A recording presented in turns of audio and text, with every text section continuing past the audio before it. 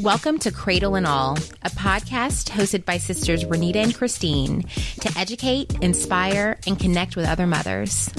Every other week, listen as we discuss topics related to pregnancy, raising children, and balancing motherhood with other aspects of womanhood. Whether you're relaxing, juggling tasks, or even breast pumping, join us as we figure it out together.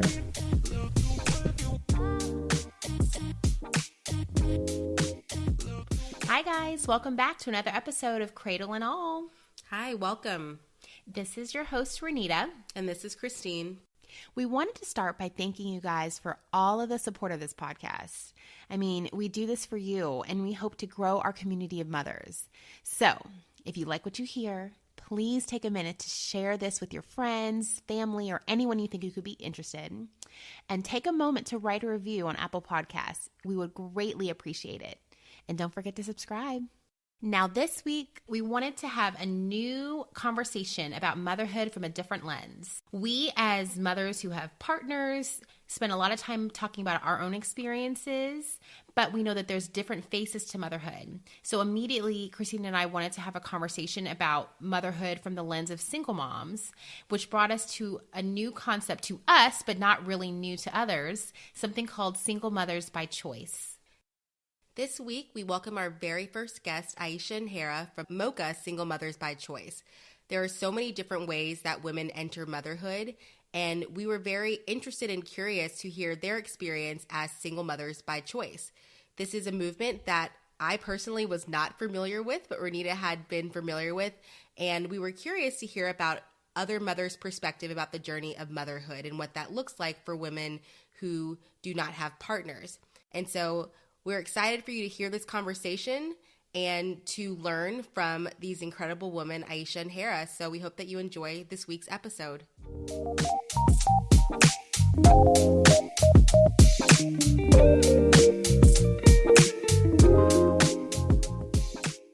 All right, you guys. Well, we are just so excited to have our first guest of the podcast on.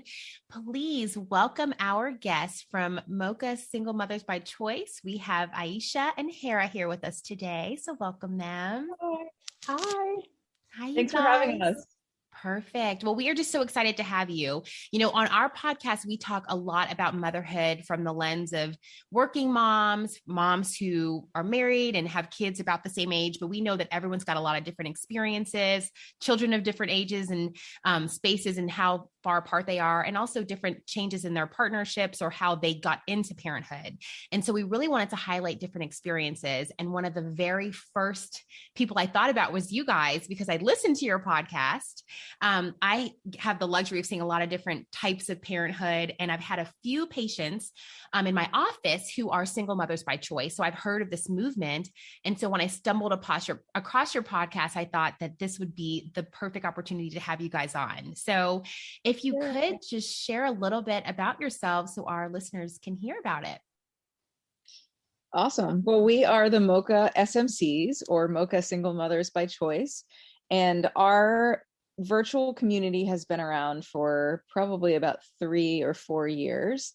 It started out by just a few Black moms who were rolling in the SMC circles. And we were like, wow, like it is really white in here. And we knew that we had certain topics that we wanted to discuss within the SMC lens that were sort of at the intersections, and we weren't comfortable bringing up these topics in the larger SMC space. Topics such as donor choice, this seems like something that would be completely innocuous in a community like that, but for us, it was a thing because Black donors are hard to come by. And so when having those conversations, we didn't really want Karen to weigh in, right? So we were like, okay, let's create our little community. And, it was a handful of us to begin with, but then 3 years later, we looked up and we were like, wow, there's like thousands of us in here. This is crazy. And Aisha and I kept on getting similar questions, just the basics, like how do we get started? Or, common topics like, am I going to be single forever? Like, do you guys date? Things like that. And so about a little over a year ago, we decided to start a podcast to kind of talk about those things and really look at SMCing through an unapologetically Black lens. So here we are a year later, and it's been a blast. That is awesome.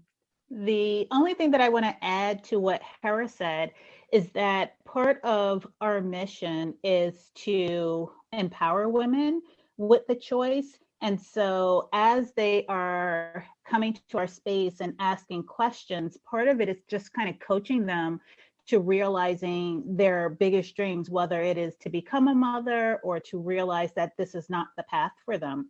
Part of what we do is to help the people in our space advocate for themselves.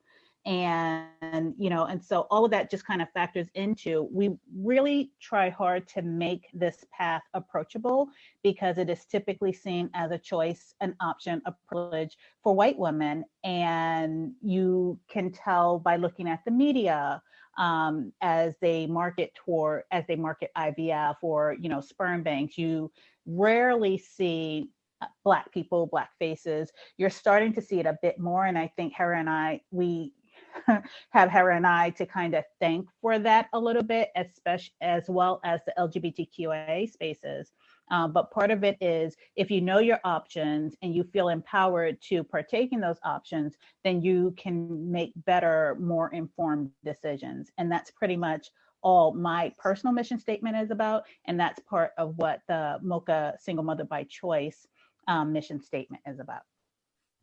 I love that. A lot of what you shared resonates with me also, and just about the decision making of becoming a mother and really considering your options and not taking that decision lightly when you're able to.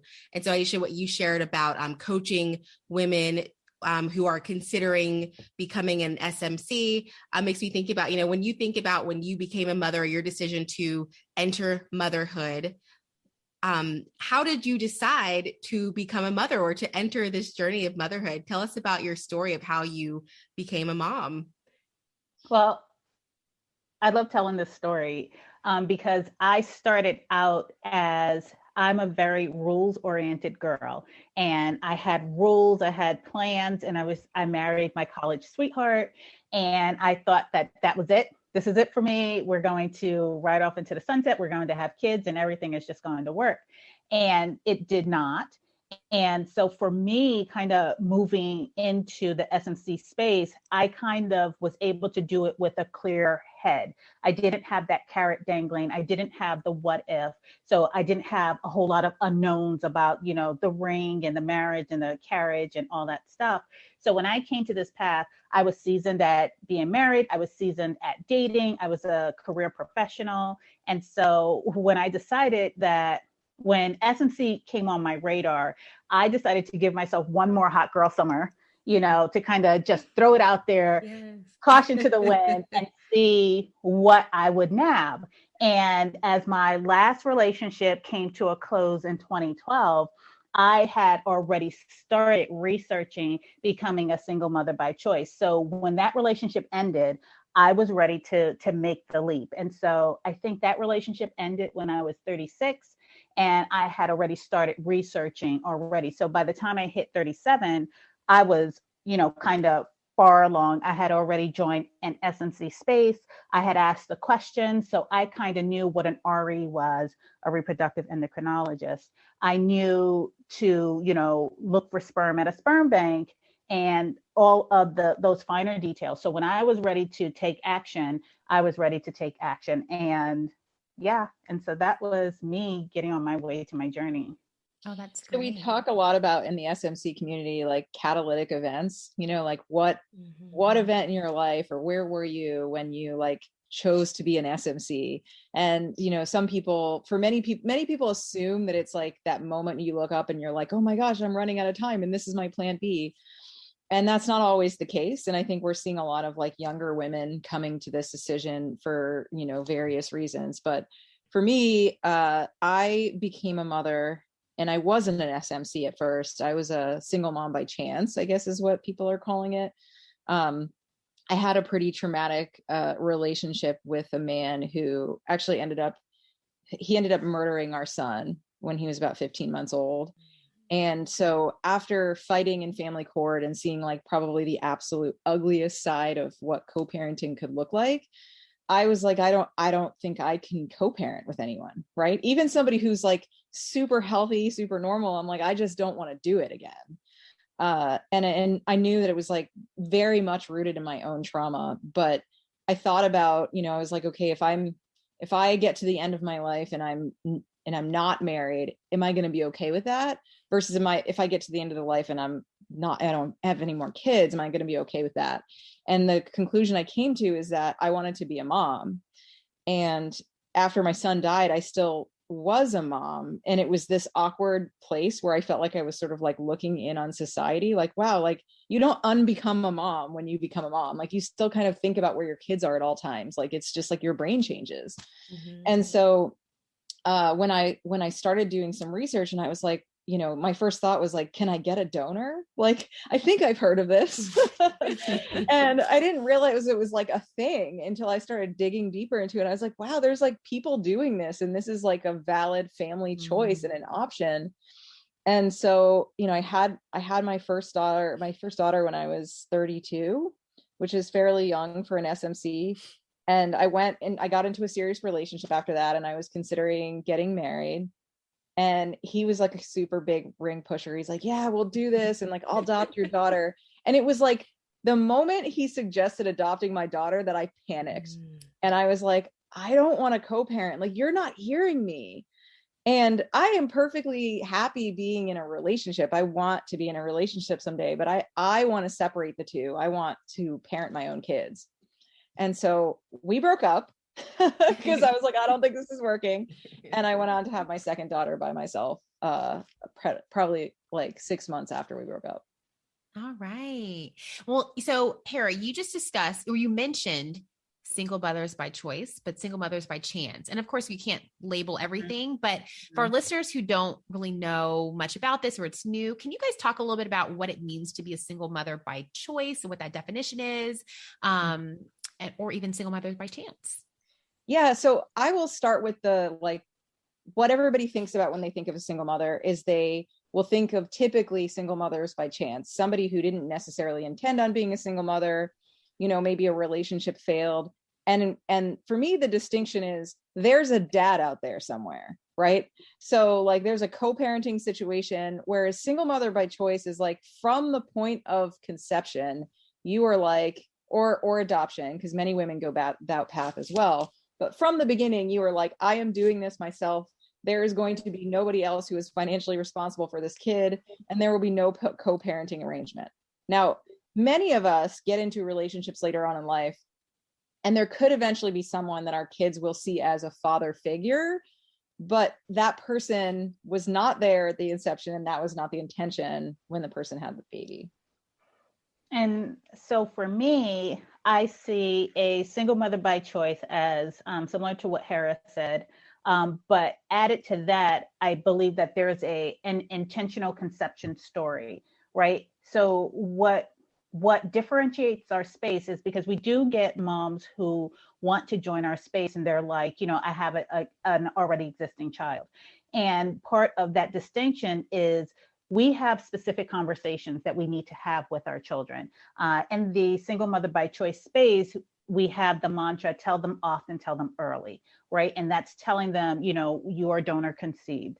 And it preempts the, well, where's my dad conversation. It doesn't mean that we don't have those conversations because children are children, but it means that we are consistently having the conversations from the age of like 6 months, for us to have practice and for the children to have practice hearing it. And so then when it comes time for them to relay their own stories, they're able to say, we're a mom and kid family.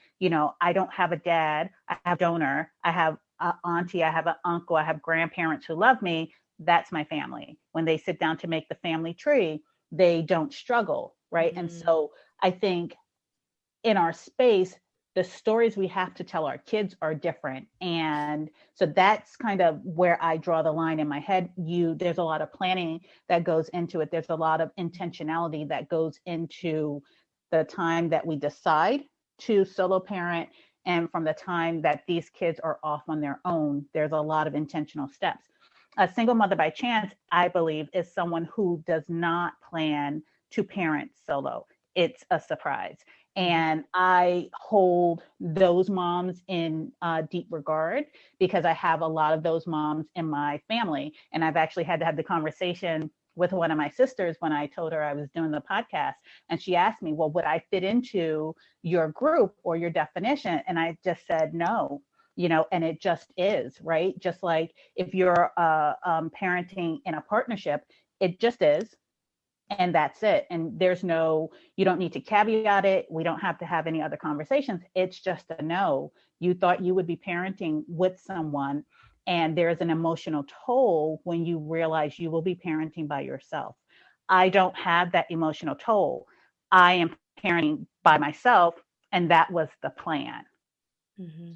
Yeah, I think there's a lot of intersections, though. I mean, we find that a lot of people listen to the podcast who are single moms by chance, because there's a lot of situations where they may not have a co-parent, right? That for whatever reason, a death in the family, or somebody who is just like, yeah, I'm not trying to be a parent, whatever it is, there's definitely some intersections in experience. But I do think one of the big differences is that there's no like letdown, and our conversations are different, right? Because I don't have expectations that somebody's going to be paying the child support or like helping to pay for things or whatnot. Right. Like that's not something, that's not and I know, having been both by chance and by choice, like to me personally, people are like, wow, it's so hard. And I'm just like, I'm loving life, right? Like it's hard to deal with a co-parent, right? Like, how are you doing? Because yeah, we definitely have things that are challenging, but Aisha and I talk a lot about like choose your hard, right? So like it's different varying levels of hard, because I have friends who are partnered and they're like, man, this whole pandemic thing, like my husband's taking a nap and I'm like dealing with the kids and like thinking, what the hell is going on with you? It happens. Yep. And yeah, like I don't necessarily get the chance to pass my kids off to someone else, but I also don't have that resentment about somebody else who needs to be doing it. So it's kind of like, yeah, both of them are hard. It's just different versions of hardness. Right. Oh, yeah. And a lot of what you all have said are bringing a lot of connections up for me. So you said about intentionality and planning.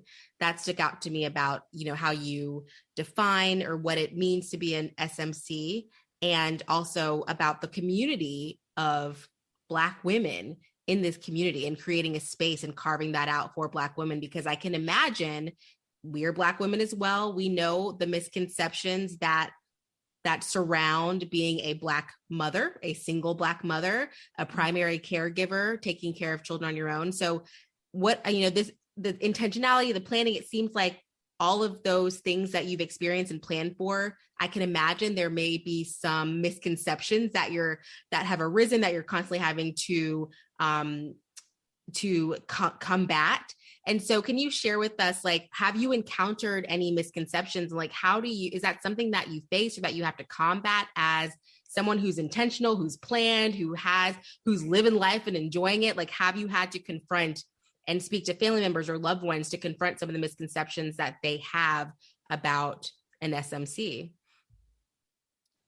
I think definitely. I mean, I think as Black women, there's definitely, a lot of stereotypes that we all have to overcome, because I can imagine that when you two are out at the grocery stores with just your kids, there's probably a lot of people that are like, oh, I bet you, the dad is in jail and they're on welfare. Like, I mean, there's just all kinds, right? And we don't go around saying like, hi, my name is Hera and I'm an SMC. Like, I don't necessarily hide it, but I'm also not necessarily having the discussion with every single person I encounter either. I will say that people will say the most ignorant things. And one example of that was that when I was pregnant with my second, I was at a work function. And I think my coworkers knew that I wasn't married, but it's not, again, I didn't like share my relationship status with any of them because it just wasn't relevant. And one of my coworkers said to me, he goes, so who's the baby daddy? Oh my. And I was just like, wow. Whoa, okay. Oh, and Lord. I was like, how is this appropriate, first of all, right? So right. like I'm trying to deal with the fact that my coworker just asked me that, but I was like, why would you ask, right? And then he was like, well, I knew that you weren't married. I just wanted to see if there was like someone out there that I needed to beat up. Oh, and I was like, why would you assume that it wasn't consensual or my choice to be pregnant? Like, so many things, right? yeah. And I ultimately made the choice to tell him, well, it's a donor, because I was like, okay, this is a moment where I can like educate someone. And I was like, and it's also rude as F Yes, it is. that you just made all of these assumptions about me. But I think for him, it was just like, it was definitely rooted in racism, right? Because it's like, would you have asked Karen that, right? I don't know.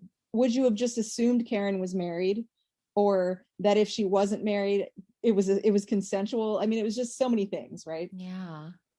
Yeah, Well, I will say also, just really quickly, I feel that very much, because when I got pregnant the first time with my son, I was not engaged, I wasn't married, and I was very self-conscious about that because I didn't want to be judged, criticized, and asked questions like you got, Hera, like, oh, so who?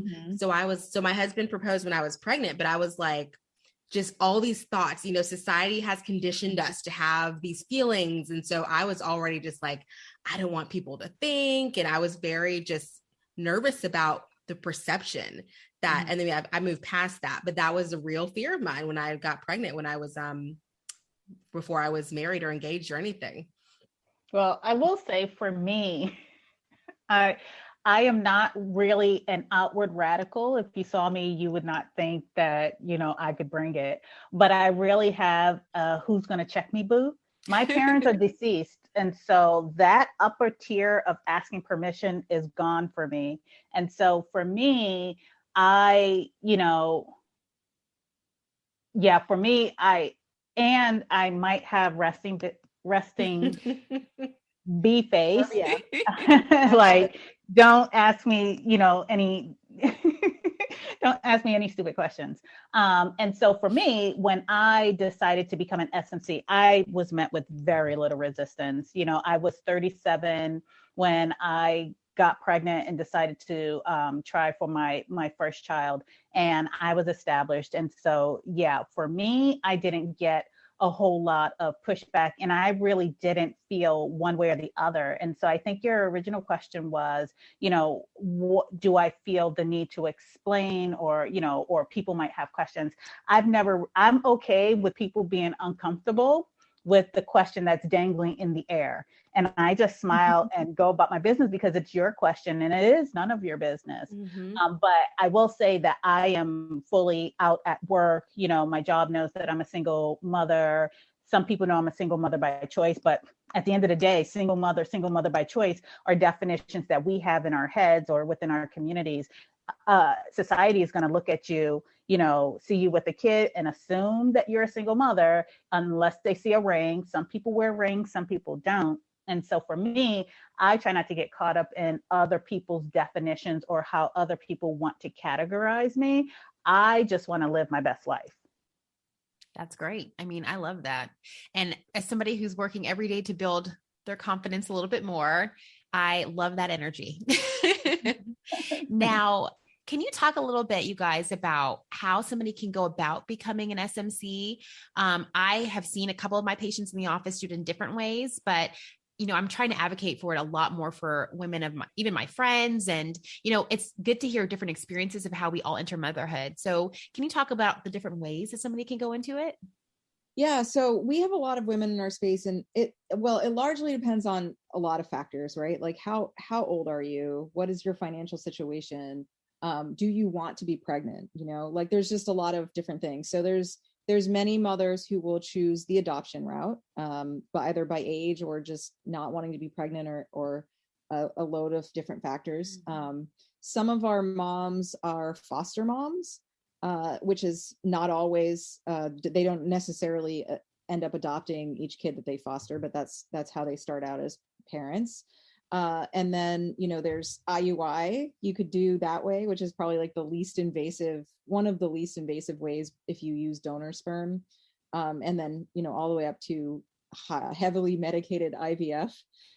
You could also have donor egg as well, depending on what your situation is there, or donor embryos, which would be, already created embryos. So there's lots of we always tell people to try to get, at whatever age they are, if they want to carry their own child, to really go and just get the data, and really have a good relationship with your doctor to figure out what your path will be. I know finances factor into a lot of it. So we have a lot of conversations in our space about like how to leverage benefits from work. And if your benefits aren't great, like what kinds of companies are out there to provide benefits, and those sorts of conversations. And then if you don't have that as an option, what kind of financing options are there and things like that. So I will say we get this conversation, the varying levels of the conversations, how to go about becoming an SMC, how to finance becoming an SMC, what's the right time to become an SMC. And so Hera and I put together a guide that you can get from our website to just kind of have the conversation with girlfriends that we wish someone would have had with us prior to starting on this path. And it kind of takes you through the different ages and stages. So if you're in your mid-20s, here are your options. If you're in your mid-30s, you're kind of like on that borderline. So your options, you get the best of both worlds, right? If you're not quite ready, then you can, decide to use donor egg. You could decide to freeze your eggs or freeze embryos. And then what to do in your 40s, right? Because our demographic really spans, but some of the more challenging stories will come from people who are entering their 40s to only realize that this was an option, only to realize that they might be too late. And so those are critical conversations to have. So when I had my first child, I was 37 and I was able to do it IUI, no problem. Second IUI, pregnant, the labor and delivery was textbook. My second pregnancy was a 3-year journey, and it took me through all the peaks and valleys, all the different options. I did IUI, IVF, I did own egg IVF, and then I moved on to donor egg. And so I can kind of just talk people through. And I think it's important to have those conversations because for some people, genetic connection does not matter.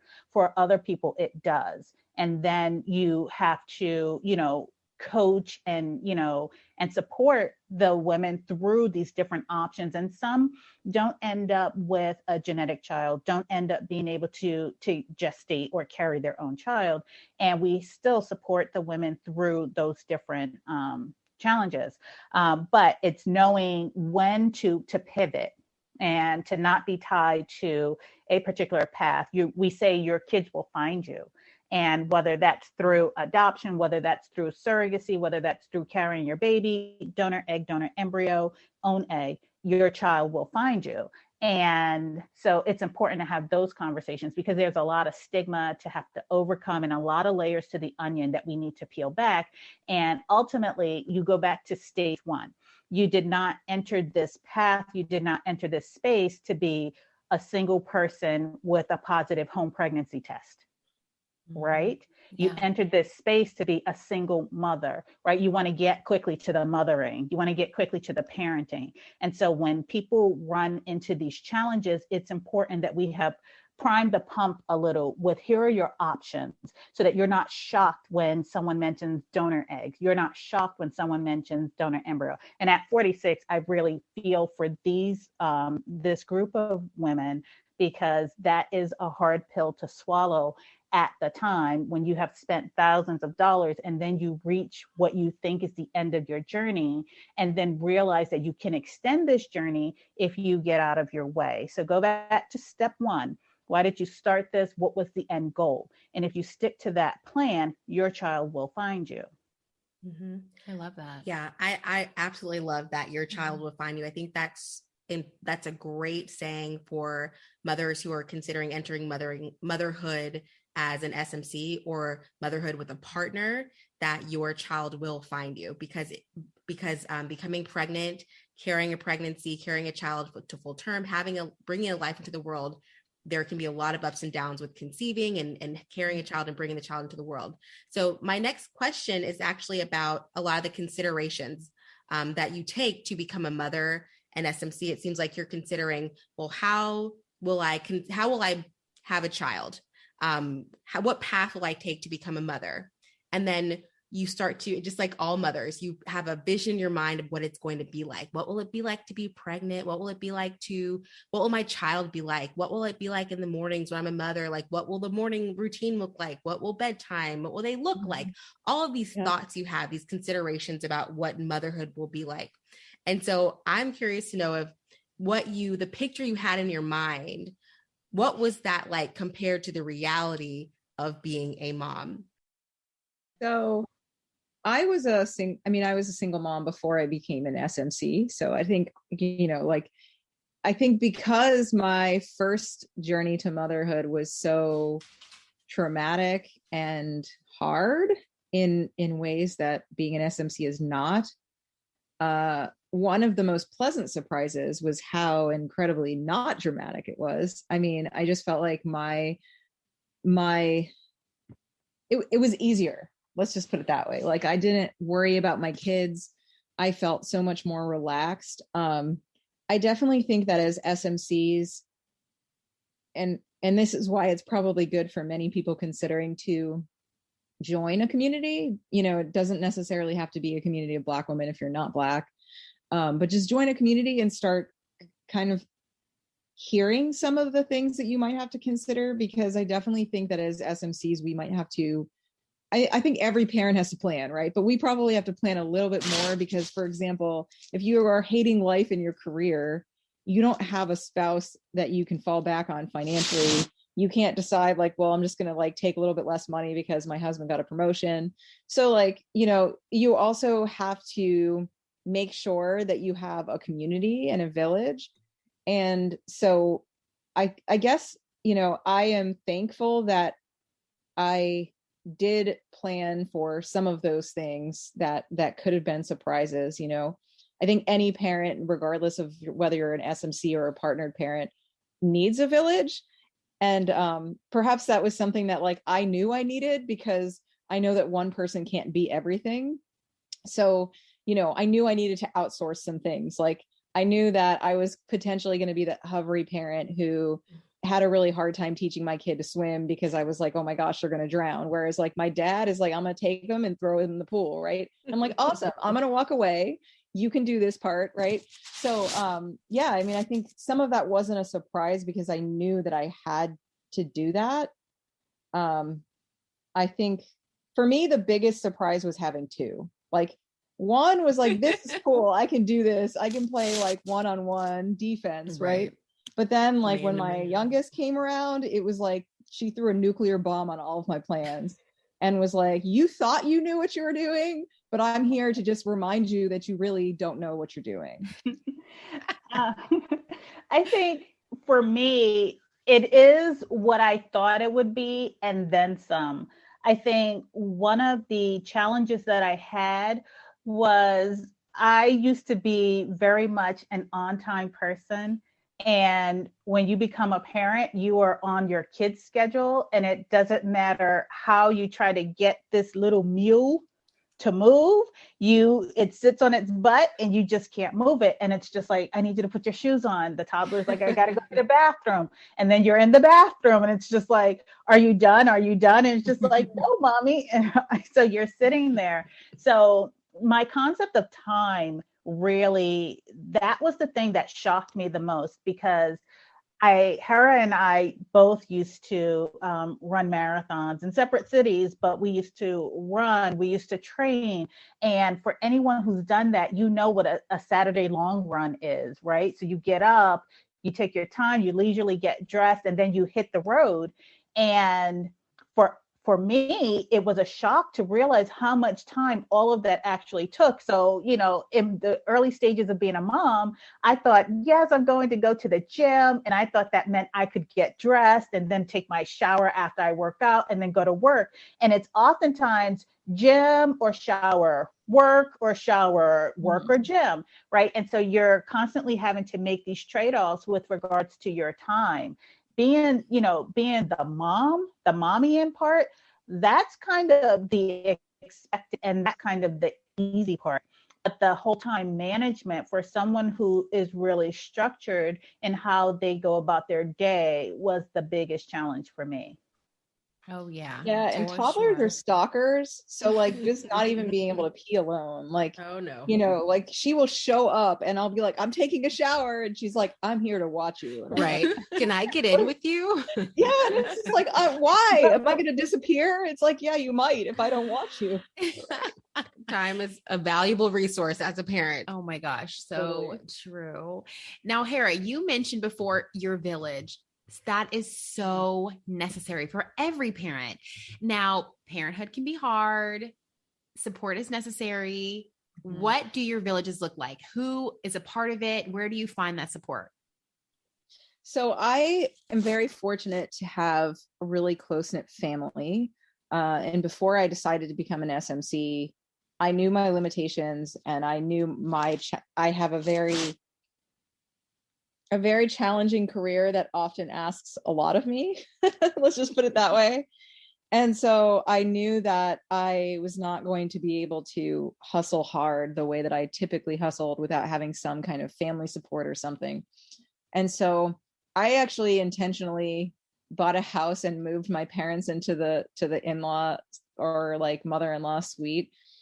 Because for me, like I knew that even just like running out in the middle of the night to get milk was impossible if I didn't have people here. And we certainly had times, like there was a year that I lived with my daughter, maybe 2 years, where I didn't have them with me. But especially when I went for my second, I was like, y'all have to be on board because I'm going to be outnumbered by these little people. And I just knew myself and my career that was going to be more challenging if I didn't have them. And then I also have like my sister and I are really close. She just got married to my kid's uncle who they love. And I have lots of friends that I'm super close with that, you know, I can call up for a sanity check when I'm about to rage quit, or, you know, some other thing. I think it is just really important, even in coupled households where you just have to understand that even two people can't be everything for a kid. And so just understanding your limitations as a parent and like what your strengths are and things that you just know you need to outsource. And some of it is like difficult conversations. Like, you know, during the height of the Black Lives Matter movement, we moved to DC and we're about 2 miles from the White House. So we were like hearing helicopters and people were marching down the street. And my oldest daughter had all these questions. And I was like traumatized by the whole thing just because I was sort of like dealing with my own trauma with it. And I didn't know how to answer some of her questions. And so again, I was like, go ask grandpa. And in that moment, like he was better at just like explaining things on, you know, at the time, a 6-year-old level than I was. And so I really just, you know, I appreciate those moments where I'm like, I need to leverage my community here. And yeah, that's what mine looks like. That's good. So for me, my community, so where I am positioned with my siblings is that though I am a middle child, I'm the last one to have children. So I have nieces and nephews who are currently having children. So my kids will grow up with nieces and nephews. As you all know, I do not hang out with 20-something-year-olds on a regular basis. So my village is quite small because my sisters all had children when they were in their 20s, and I didn't start until my late 30s. And so I have people who thought that they would be more helpful than they actually are. And so for me, my village is a bit scarce. So my village had to find me. And so my village is composed of some of my siblings, friends, coworkers, paid help. I stumbled onto a wonderful friend who helped me out in a pinch and just also happened to own a concierge daycare service. And so, you know, you just don't know what that village is going to look like. And so it helps tremendously. When I used to travel for work, I had someone I could drop my kids off and be gone for the week. I just needed to fly to them and then fly out of, you know, that city or that state. And so this is a question that we do get quite a lot. in our space because we sometimes get younger people whose parents or whose family members are not on board and are, you know, kind of giving them pushback. We get lots of people who are in the LGBTQIA space where, you know, they may not be fully accepted by their family. So we get a range of people, some people who are choosing a path that their parents would not have chosen for them. And so we tell them, you know, find your village. And, you know, some people will be like, well, I think I'm going to move to be closer to family. We're like, make sure the help that you think you're moving for is actually the help that you're going to get when you get there. Because I know I had family that's like, yes, we'll be there. We'll give you a week off. And then I ended up watching their children. And so, you know, that could be a bait and switch. But also the thing with paid help is that I don't have to negotiate. There's a real professional relationship. It doesn't come with the emotional baggage. I don't have to ask permission before I go out on a date, right? I don't have to ask permission before I go to get a massage. I am paying you to do exactly what I asked you to do it, and we're good, right? And so then that I like boundaries. Yeah, I will also say one of the things I love about the SMC community that we created is that we have this global village in a way. I mean, we've got this thing where we do wine Wednesdays with our women. And so we all get on a Zoom call and we like talk about what's going on. Lots of people will, you know, tell us where they are in their journey. So on any given week, we're like, oh, so-and-so's having a transfer this week. And like, we'll check back in with them. I mean, we have women in South Africa who are dialing in at 3 a.m. just to like have the sisterhood. Wow. And so it's really great. Like, yeah, we're not all in the same area, but just even being able to check in on someone and help them kind of talk through where they are in their journey, or, you know, those people who are just first having kids and they've got those questions like, well, you know, my 3-year-old just asked me where daddy was. What do I say? You know? And so sometimes even just having a virtual village and a virtual community can be really helpful too. Yes. That is so awesome. I love that. Me too. Yeah. A village is so important, I think, because motherhood can be isolating, and it helps, that village helps you answer questions, feel connected, and have people to help you do so many different things, whether it's outsourcing or, like you said, Hera, just answering questions and having those conversations, those tough conversations. And it can also be helpful when it comes to self-care. You both talked about how you used to run marathons and maybe some other things that to take care of your mental health and your physical health as well. How do you all prioritize? We spend a lot of time on the podcast. We like to talk about like, how do we prioritize self-care? What do we do for ourselves? And I know for me, just like you said, before children, I was super, well, you didn't say this exactly, but very active, able to spend time going to the gym, going to yoga, and really investing in myself. And now, like we said, time is a valuable resource, which I do not get enough of in the 24 hours of a day. And so how do you, I'd love to hear from you. How do you prioritize self-care, and where do you find time? What are some things you like to do to pour into yourself? I just got an amazing massage earlier today. Oh, yes. Sign me up. And he was amazing. I was like, I don't really need a boyfriend. I just need a masseuse. Right. That's all I need. No, I will say, like, I mean, using the time that your kids are in school and daycare to just go and get yourself a massage every once in a while, or like, for me, I mean, no, I miss those marathon Saturdays where, you know, I could just like run for miles and miles and then just like crash on my couch. That does not happen anymore. But I have really taken advantage of some of the like fitness apps. I'm a huge Peloton junkie. I don't care what they say about like, you know, Big having a heart attack.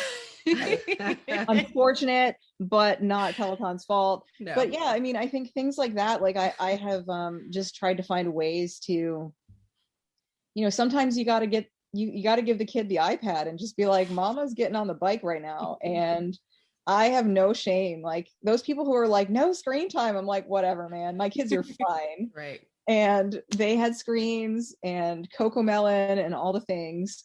So yeah, just finding that. And even if it's like 15 minutes to just do like a quick yoga, or I also really appreciate, and this is something that like, I always tell women when they're like about to have kids, I'm like, drink your coffee while it's hot. And they're like, what are you talking about? And I'm like, ever since being a mom, like I can never get to the bottom of my coffee while it's still hot, because you take it, like you get your coffee and you're like, oh, that first sip. And then inevitably somebody needs something, someone's crying, Right. somebody hits somebody in the head with a Barbie horse, and you're like, damn, like by the time you get back to your coffee, it's cold. So even just going to work sometimes can feel like self-help, because I'm like, you know what, I've dropped my children off, and I'm going to drink my coffee while it's hot before I deal with anyone. I love that quote. I'm going to be saying that from now on. So I will say for me, Hera is goals. I want to get to the point where I'm like, go do that in another room while I, do my treadmill. And so I am still trying to fit in fitness. And I actually went through a period where I found a really great fitness routine that I'm going to get back to. That is a 15-minute high intensity interval training. And I would do it. And I'm just like, this is way too long. So I was like, do you have 10 minutes? Do you have something that I could do in 5 minutes? But I am definitely going to get back into that. So for me right now, what has helped in terms of self-care is mindfulness. So I try to practice being in the moment. I try to practice detoxifying my space. I don't carry a lot of trauma. I try not to carry a lot of drama. And so I sometimes tongue-in-cheek say that the best thing I could have done for my own mental health was to become an SMC, because I get to control the level and the state of drama and stress in my house. I know when I close my door, the only drama that is happening in that house is either what I bring from work or what my kids bring when they play together. And so for me, what I've taken to now is gardening. And that seems to be just a rabbit hole that I can sink my teeth into. It's good for the body because I'll be out in the sunshine getting vitamin D, but I'm also creating the healthy things that I plan to bring into my body. But also it's a way for me to connect with my kids in this pandemic. Life before the pandemic and life after the pandemic will never be the same, right? And so I think it's changed a lot. It's probably changed our mental chemistry. And so I know for me, there was a lot of the stress and anxiety of the isolation.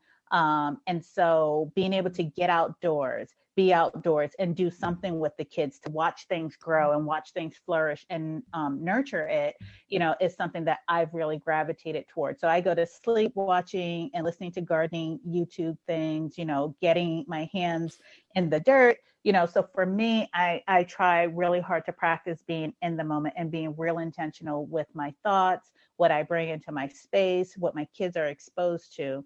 And so for me, that brings me a sense of peace, even though I look at my treadmill right now and I get stressed because I'm like, it's so dusty. I need to get on it.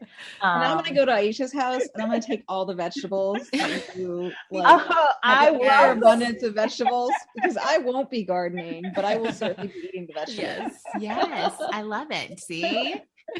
I also think this year I had this goal at the beginning of the year. I'm like, this year I am going to try really hard to not internalize systemic racism.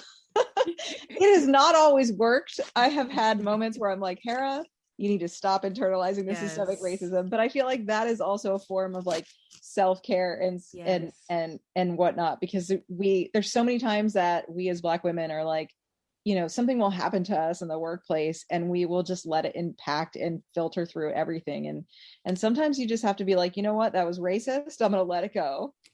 Not me, it's you. Guy. One of my, I don't usually do resolutions, but as I enter into almost close to the mid-century point of my life, I've gotten to the point where it's better out than in. I refuse to carry your baggage, everyone else's baggage, internalize racism with me. I'm just going to call it out in the moment, and then I'm going to keep it moving. The same way that people who commit microaggressions, they're like, I didn't mean it, I didn't intend to, but it doesn't negate the impact, right? And so for me, it's just, no, that was racist AF. Yeah. I'm going to let you sit with that discomfort while I go on to my next meeting. And so better out than in. Also a form of self-care. Yes. Don't carry that around with you. So here's to more self-care this year. I love that, you guys. Well, One of the reasons why we were so excited to have you on this podcast is because community is so important for us. So talking about different ways that people have their families and have parenthood in general.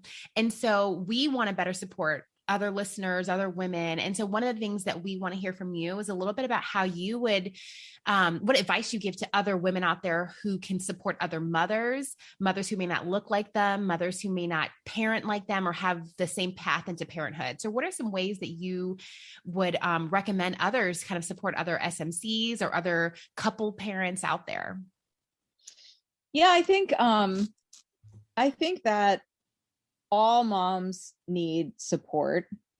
And I think that as Black women, it's really important for us to see the similarities in our experiences and not try to create friction or point out differences. I mean, I know we have this discussion a lot when we talk about like single moms by chance and single moms by choice. It's like, okay, like every path to motherhood, it might be different, but we all have our challenges. So, I mean, in the same way that I would support a coupled mom, you know, I think just check in on your people, right? Especially right now, like people are struggling, like all parents are struggling in their own way with this pandemic and just, you know, even just the state of the world right now, especially for Black people.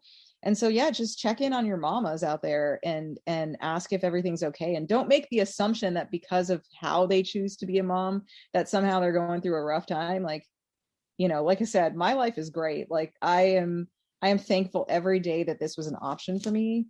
And I just, I think that for women in general, I just want women to feel empowered to create the families that they want to create.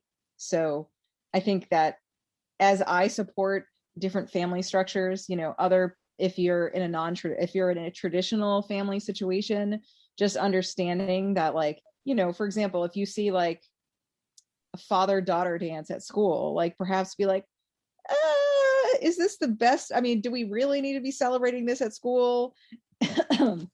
And even if, you know, your child has a dad, you know, just think of other types of families, right? There are families with two moms out there and like families with two dads out there, you know, and also single dads by choice and single moms by choice, you know? So just kind of understanding that there's a lot of different types of families and teach your kids about it too, you know?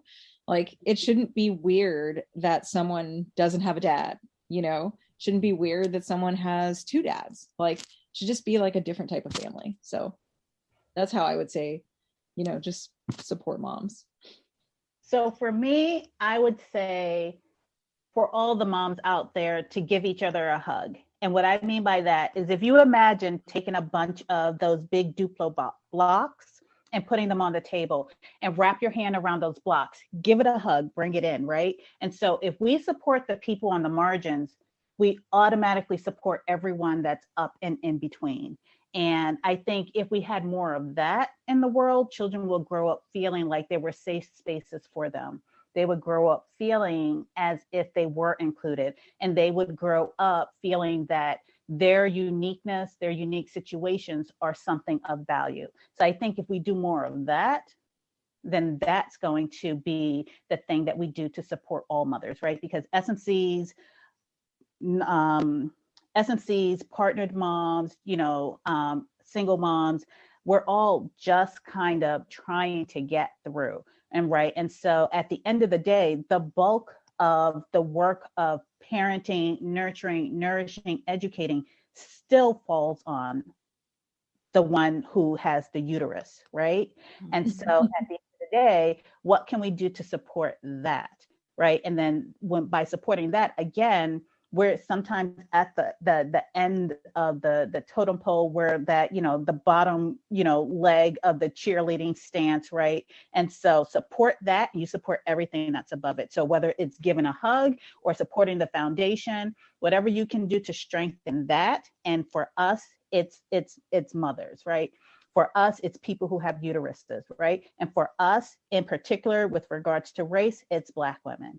And so that's what I'm going to raise my kids doing. That's who I advocate for when we hit the pandemic and people were talking about, technology and all the different things. How can we support our kids? You support those kids who have the least and who are the most vulnerable, and then you inevitably support all those in between. And so in supporting my kids' classroom, I was able to advocate for the different kids and their different situations that were in there. I did not just say, well, my kid is straight, my kid got a laptop, but I think that if you start looking out for the most vulnerable, you end up supporting everyone in between. And so yes, I 100% agree with that. As a former educator who worked in challenging schools with children that have experienced a lot, support is essential for everyone, those in the margins especially.